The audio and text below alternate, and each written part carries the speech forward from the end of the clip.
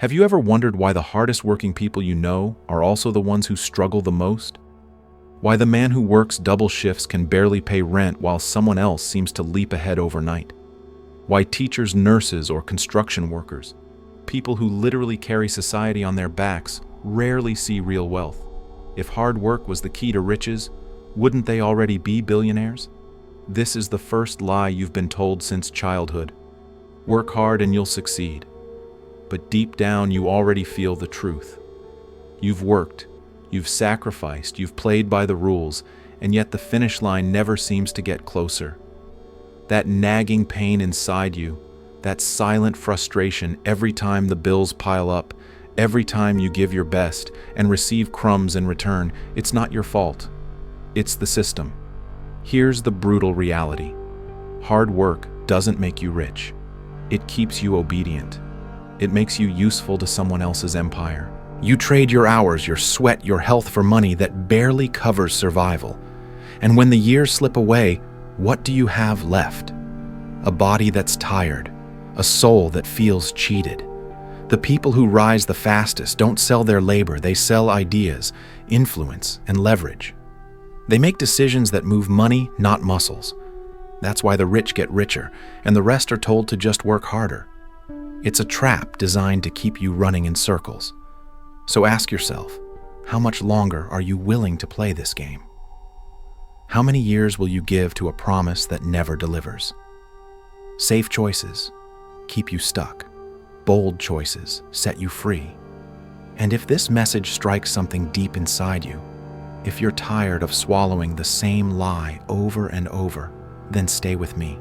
Because in this series, I'll show you what the powerful don't want you to know. Hit that subscribe button so you don't miss the truth they've been hiding from you. How many times have you told yourself, I'll take the safe path, only to feel stuck years later? How many promotions did you pass up because you were scared of failing? How many dreams did you bury under the excuse of stability? And here's the hardest question. Has playing safe ever really made you free? You've been conditioned to believe safety equals success. Get a steady job, save every dollar, avoid risks, and eventually you'll be rewarded. But deep down, you know the truth. Safety hasn't set you free. It's trapped you. It's the invisible cage built from your own fears, comfortable enough to live in, but strong enough to keep you from ever leaving. Think about it. You clock in, you clock out. Every month looks the same. You know the routine so well you can do it half asleep. Yet when you close your eyes at night, there's that quiet voice in your head. Is this really all there is? That voice isn't weakness. It's your soul screaming for more. Safe is slow. Safe is suffocating. Safe is slavery dressed up as responsibility. And the cruel part, the longer you choose safety, the harder it becomes to escape. Fear grows roots. Years slip away. You wake up one day realizing the best of your life was spent avoiding the very risks that could have set you free. Machiavelli would laugh at the idea of safe. He'd tell you fortune doesn't wait for the cautious, it bends to the bold. The truth is, simple, bold decisions look reckless to the crowd, but they're the only ones that move you forward. So ask yourself, are you living or are you just surviving inside a cage you built? If this chapter feels like it's pulling the mask off your own life, don't stop here. There's more to uncover.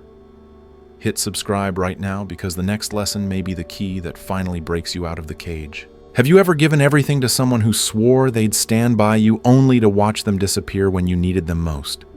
Have you stayed late at a job sacrificing time with your family, believing that loyalty would be rewarded only to be replaced the moment it was convenient? How many times have you thought, if I prove myself, they'll finally see my worth?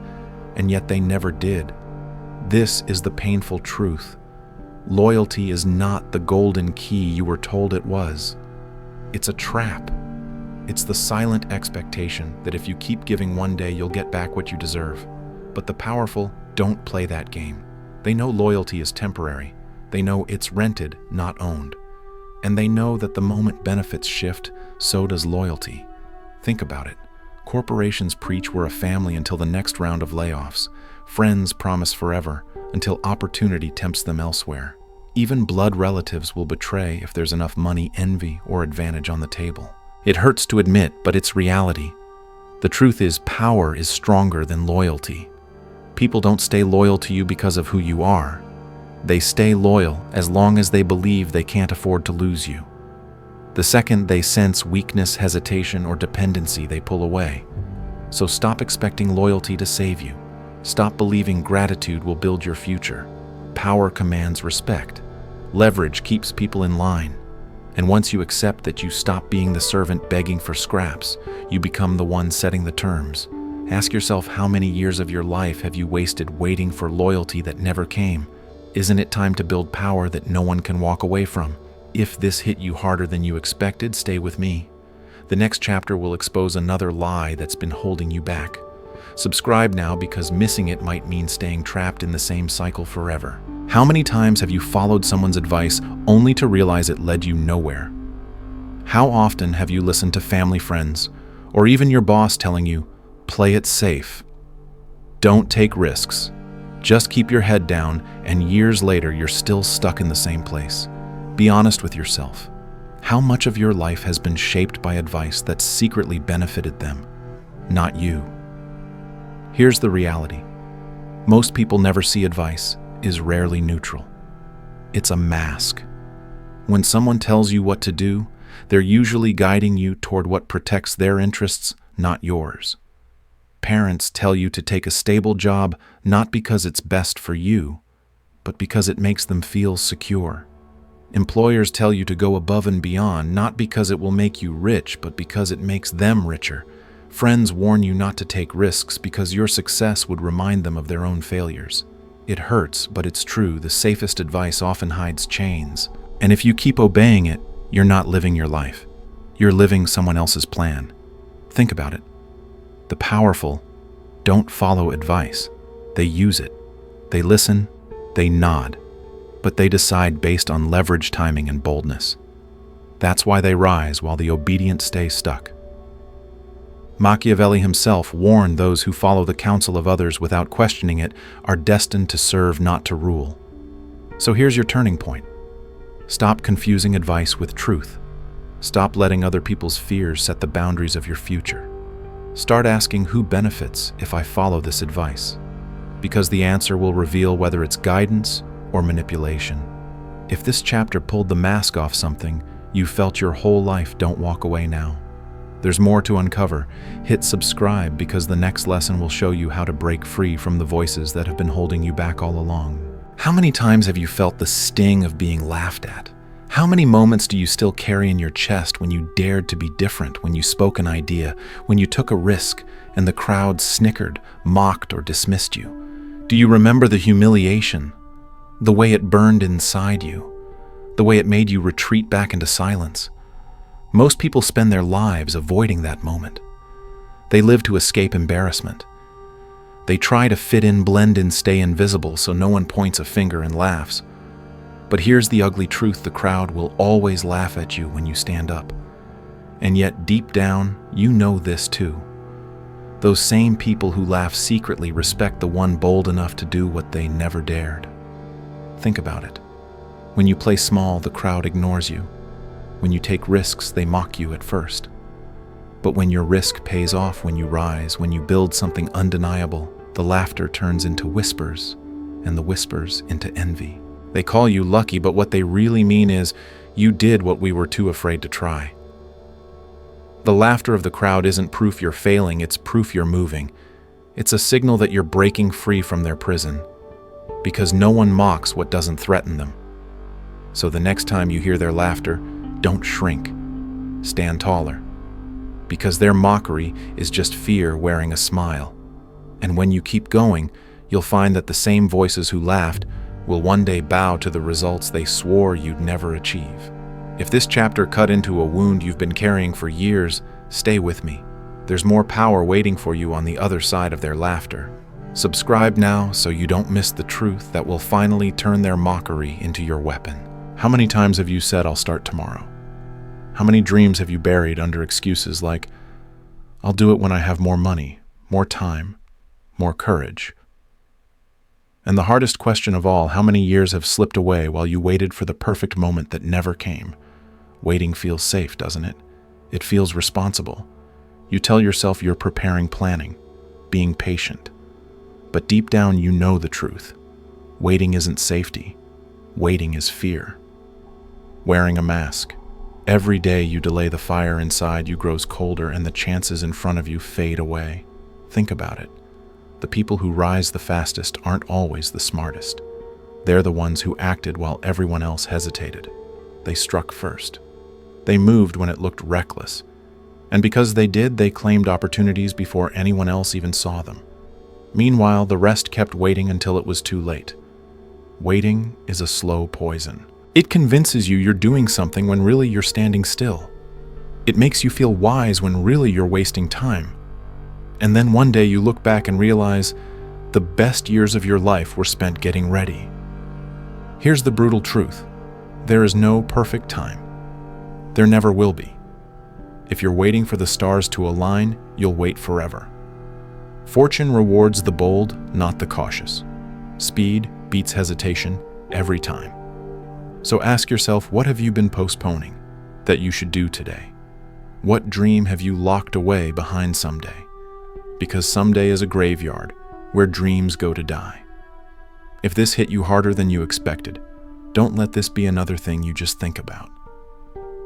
Subscribe now, because the next chapter will show you how fear itself can be turned into fuel. Don't wait, act. How many times has fear stopped you from speaking up when you knew you were right? How many chances have you lost because fear whispered, "What if you fail? What if they laugh at you? What if you lose everything?" And how many nights have you laid awake not because of what you did, but because of everything you didn't do? Fear has been the invisible chain around your life. It paralyzes you. It convinces you to shrink, to stay quiet, to stay small. And yet, here's the paradox. Fear is also the compass pointing directly to where your power lies. Think about it. The moments that scare you most, public speaking, taking a bold risk, confronting someone who disrespected you, those are the exact places where your growth waits.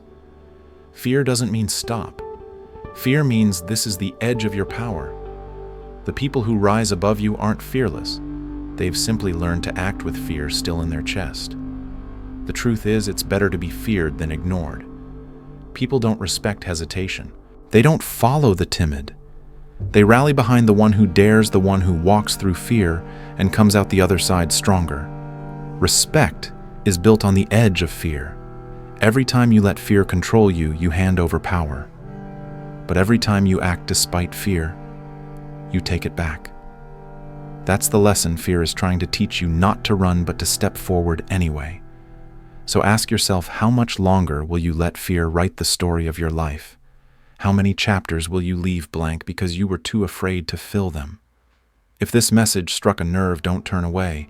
Hit subscribe right now, because the next chapter will reveal the hypocrisy behind every smile and why you can never take appearances at face value. How many times have you sat at a table surrounded by smiles, yet felt the knives hidden underneath? How often have you sensed the fake laughter, the polite compliments, the hollow handshakes, knowing deep down that behind your back, those same people were waiting for you to stumble? And how many times have you ignored that gut feeling, pretending the smiles were real, only to be betrayed later? This is the ugly truth. Most gatherings of power, business, or even family are nothing more than a feast of hypocrisy. People toast to your health while secretly hoping for your downfall.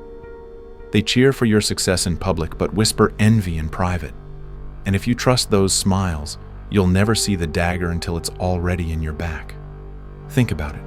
History isn't written by those who believed every promise, it's written by those who recognized masks. The most dangerous enemy is not the one who declares war openly, but the one who claps the loudest at your table while plotting your failure in silence. You've felt it in your bones. That cold sense that someone's kindness wasn't kindness at all. That's not paranoia. That's instinct. And the powerful know this trust is currency, and most people spend it like counterfeit money. The lesson: stop mistaking politeness for loyalty. Stop believing every smile is sincere. Read actions, not words. Because when you finally learn to see through the mask, you stop being their prey and start becoming untouchable. So ask yourself, how many more times will you ignore the warning signs? just because it's easier to believe the smile. If this chapter spoke to the betrayal you've already felt, don't look away now. Subscribe right here, because in the next lesson we'll uncover the sweet traps, the honey-coated chains that look like love but are really control. How many times have you been offered something that seemed too good to be true, only to discover later it came with strings attached? How often has someone dangled love, friendship, or opportunity in front of you, but the price was your freedom? And how many times did you ignore the warning signs because the sweetness felt comforting, until it turned bitter? This is the honey trap, the gift that isn't really a gift, the promise that isn't really for you, the smile that hides a leash. It doesn't always come from enemies. Sometimes it comes from people closest to you, family, friends, even lovers. They don't chain you with iron. They chain you with affection, with obligation, with the guilt of "you owe me." Think about it. That job offer that seemed safe but kept you stuck. That relationship that started with passion but slowly suffocated your dreams. That business partner who promised loyalty but only wanted control. Sweet beginnings often hide poisonous endings. And here's the hardest part to admit: you knew. Deep down, you felt the trap before it snapped shut, but you wanted to believe the sweetness was real. You wanted comfort more than truth. And that's why so many people stay trapped, not by force, but by honey. The powerful see through this game. They take what's useful from the sweetness, but never surrender their freedom for it.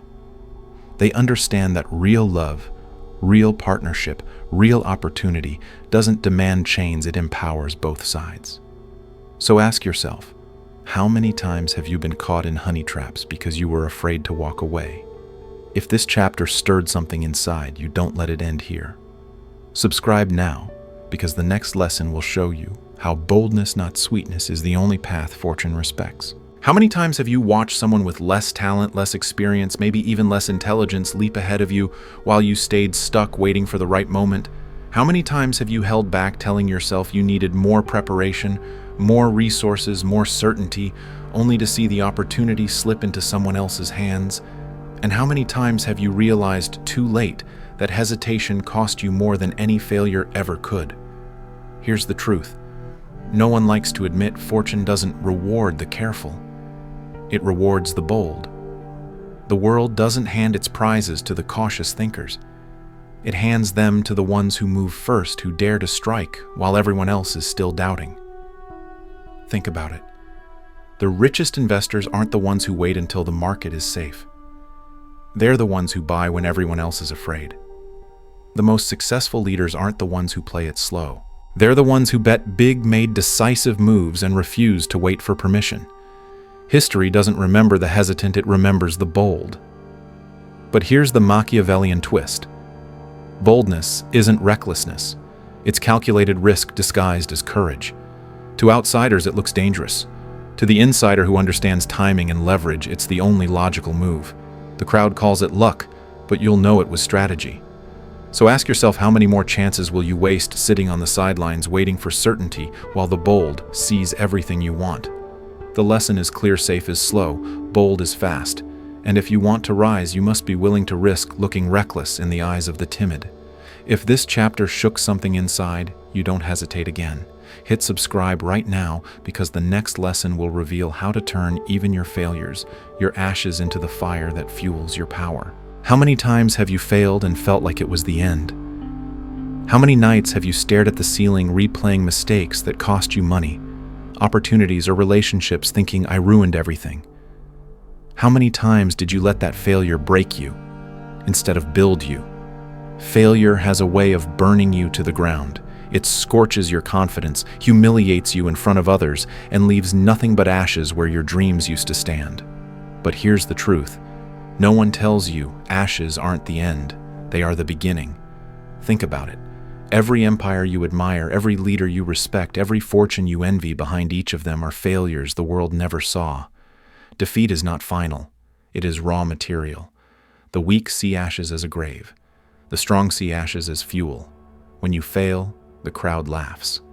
They whisper that you were foolish, that you should have played it safe.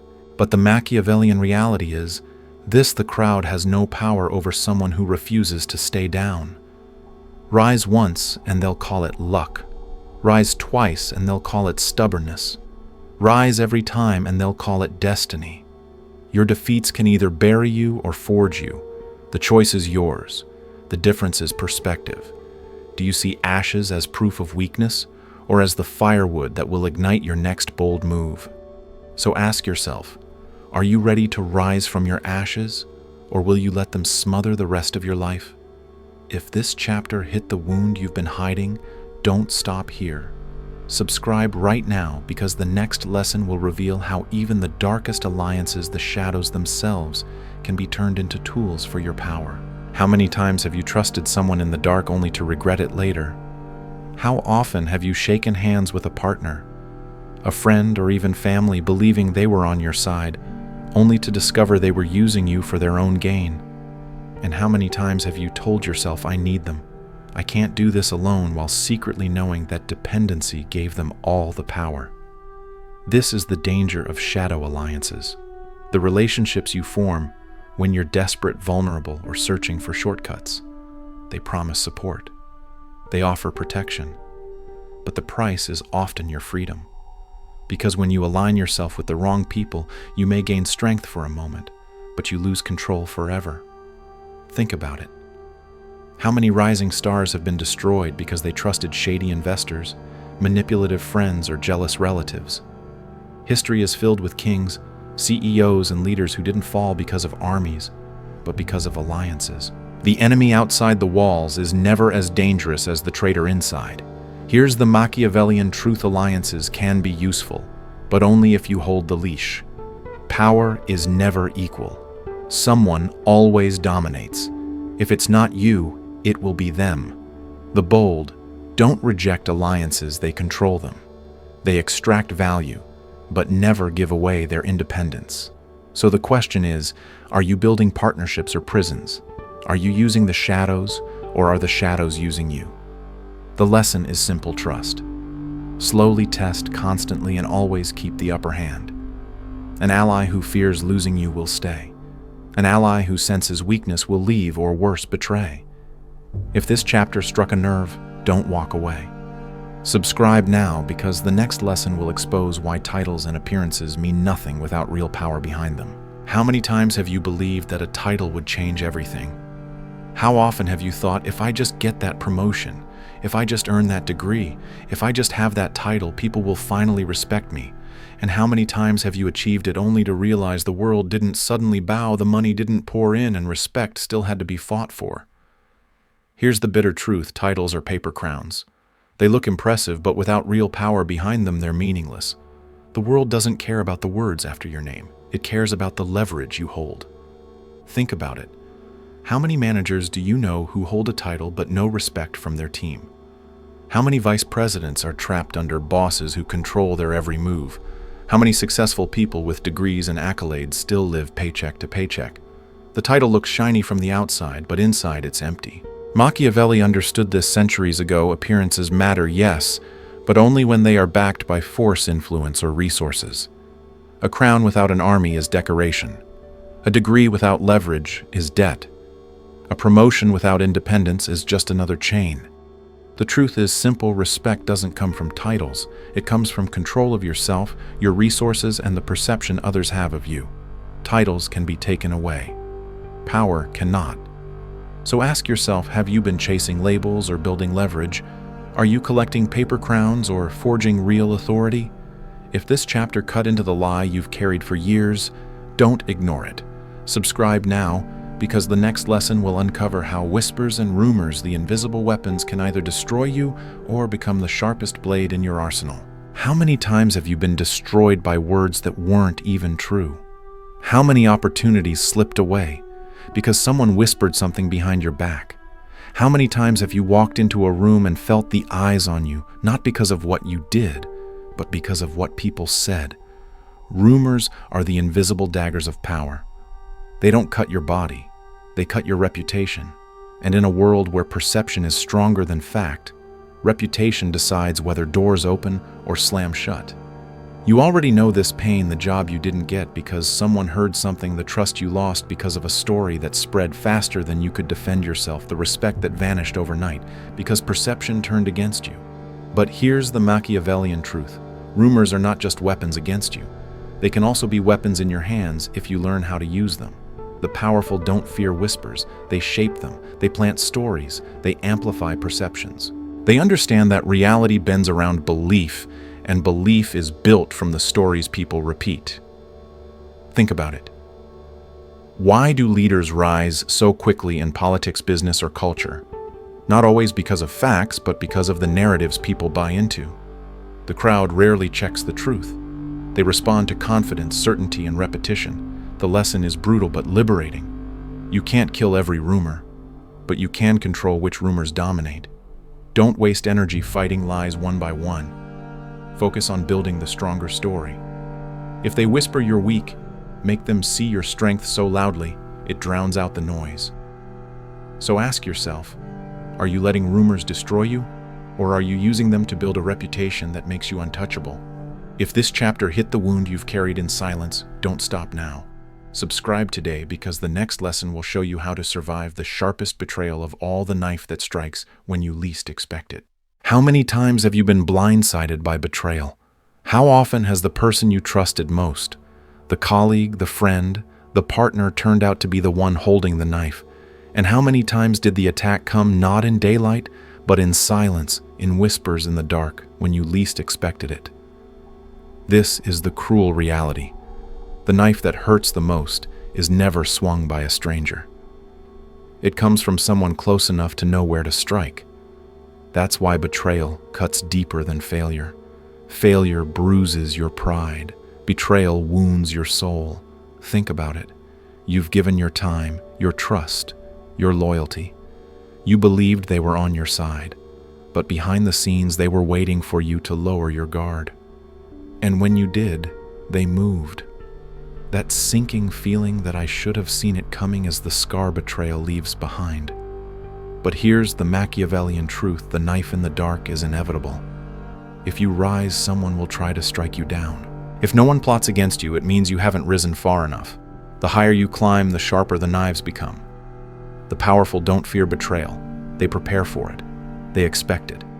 They build systems, leverage, and anticipation, so that when the knife comes, it misses, or better, the betrayer ends up trapped in their own scheme.